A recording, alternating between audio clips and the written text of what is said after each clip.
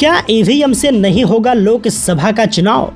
क्या ईवीएम में गड़बड़ी के चलते सुप्रीम कोर्ट ने लगा दिया बैन?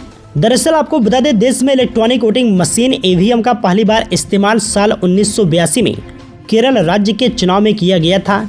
इसके बाद से समय समय पर इस मशीन को लेकर तरह तरह की बातें कही गई और आरोप लगाए गए। यही वजह है कि कई लोग कहते हैं कि अगर देश में सबसे ज़्यादा किसी चीज़ पर ठीकरा फोड़ा गया है तो वो उसमें ईवीएम पहले नंबर पर खड़ी दिखती है। वहीं ईवीएम को लेकर कुछ जगह दावे किए गए हैं कि देश की सबसे बड़ी अदालत सुप्रीम कोर्ट ने इस मशीन में गड़बड़ी पाए जाने पर चुनाव में इसके इस्तेमाल पर बैन लगा दिया है। ईवीएम को लेकर कई जगह दावे किए जा रहे हैं कि देश के सर्वोच्च न्यायालय ने इसे बैन कर दिया है, जिसके बाद भारत निर्वाचन आयोग ने ऐसे भ्रामक दावों को काउंटर करने के लिए अपनी वेबसाइट में चुनाव से जुड़े बहुत सारे मुद्दों पर मिथ वर्सेस रियलिटी का एक सेगमेंट शुरू किया है।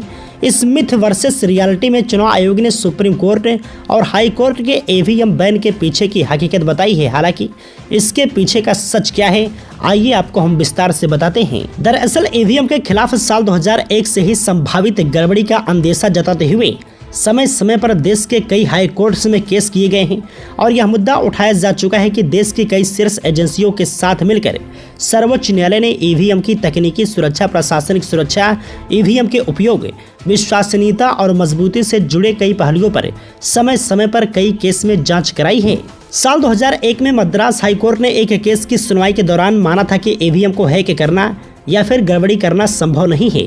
ईवीएम के खिलाफ किए गए कई केस में तो सुप्रीम कोर्ट ने हाई कोर्ट के ऑर्डर के खिलाफ की गई अपील को खारिज करते हुए कई याचिकाकर्ताओं के ऊपर जुर्माना लगाते हुए इन याचिकाओं को मात्र एक पब्लिसिटी स्टंट करार दिया था। इसी के साथ आपको बताते चले कि देश भर में ईवीएम के ऊपर कोई भी प्रतिबंध नहीं लगा है। लोकसभा चुनाव 2024 में चुनाव आयोग देश भर में 7 चरणों में होने वाले 19 अप्रैल 2024 से 1 जून 2024 के चुनाव के दौरान ईवीएम का इस्तेमाल करेगा, जिसके परिणाम सारे देश में एक साथ 4 जून को आएंगे।